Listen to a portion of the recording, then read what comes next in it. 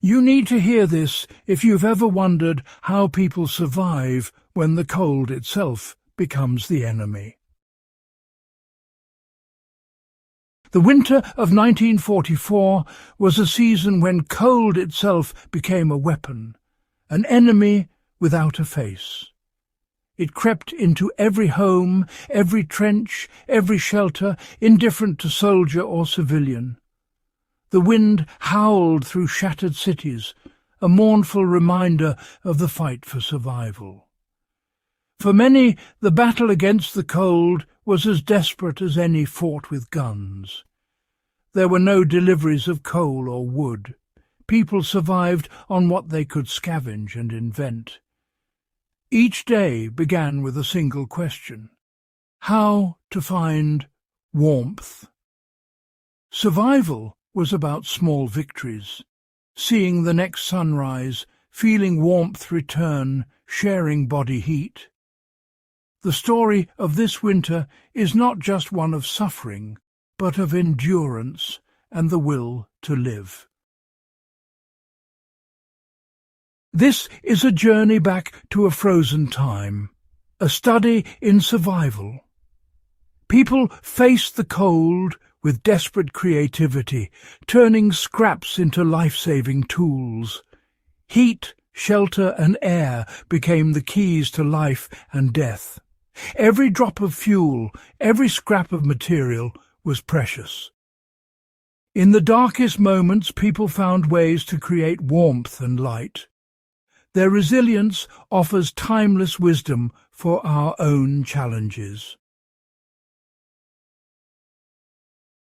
Imagine a city where every window is shattered, replaced by cardboard or left as empty holes. Homes became cold traps, the wind whistling through every crack. Families huddled together, sealing doors with rags and paper to keep warmth in. People wore every layer they owned, fighting the silence broken only by coughs and the moan of the wind. Snow melted from body heat, soaking clothes and stealing warmth.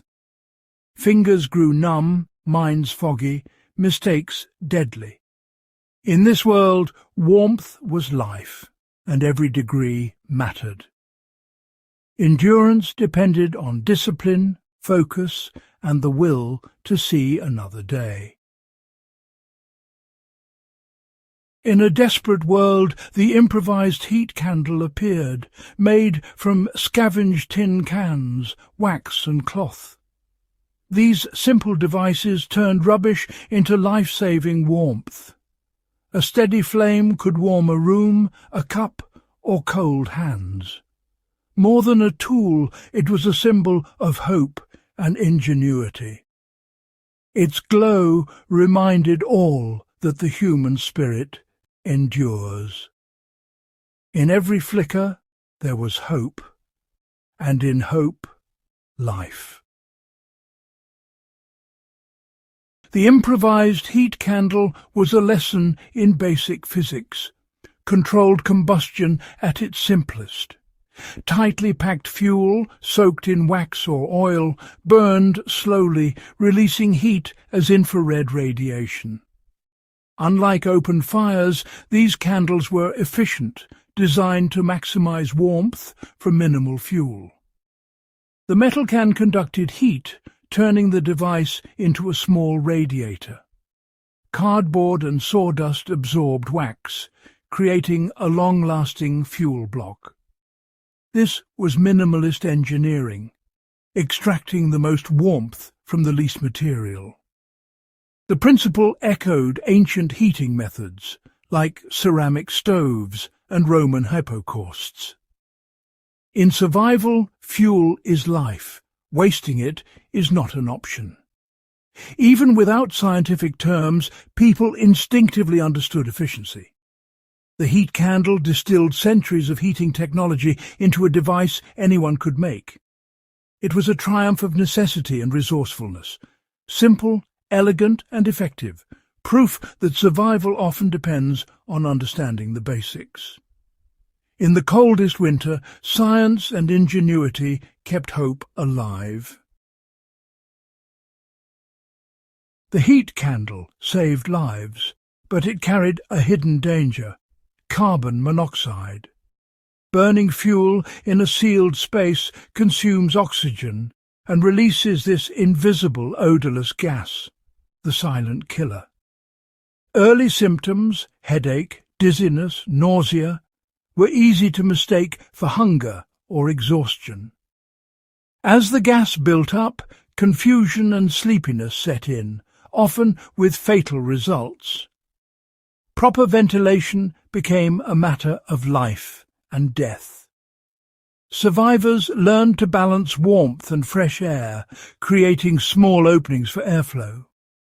Cross-ventilation, cool air in low, warm air out high, kept shelters safe.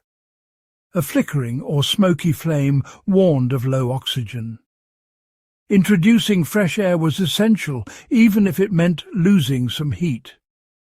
Managing air quality was as important as managing warmth.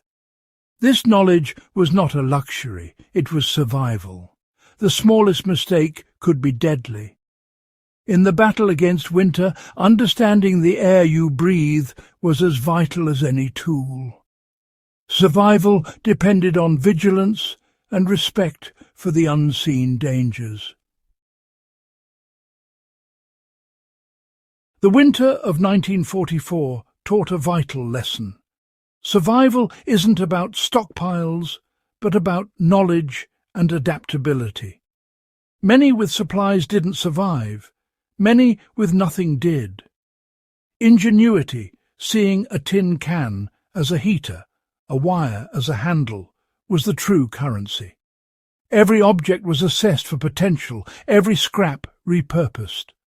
Survivors mastered the art of making something from nothing. Adaptation was crucial. No two situations were the same.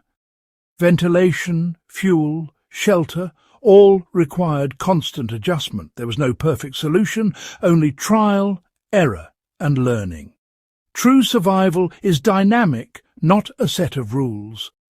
Studying the past means understanding the principles behind actions. Why build a shelter that way? Why choose that fuel? The answers offer practical knowledge for any crisis. The greatest resource is a mind trained to observe, think, and create. This is the legacy of those who endured the weaponization of winter. Their ingenuity is a guide for us all. In scarcity, the mind is the ultimate tool. The lessons of 1944 echo into our present, relevant for anyone who values preparedness. The ability to create warmth, find shelter, and manage resources wisely is timeless. These stories remind us that the foundations of our world can be shaken. The improvised heat candle is a case study in minimalist engineering and creative problem-solving. It teaches us to value knowledge over gear, to improvise and adapt. These accounts inspire respect for those who came before us and connect us to a long chain of survival. Hardship can be overcome with ingenuity and resilience. Let's keep these stories alive. Study them, share them, learn from them. They are more than history. They are a manual for survival. The most powerful tool is not in your hand, but in your mind. By honouring those who endured, we ensure their wisdom endures too. In every echo from the past, there is guidance for the future.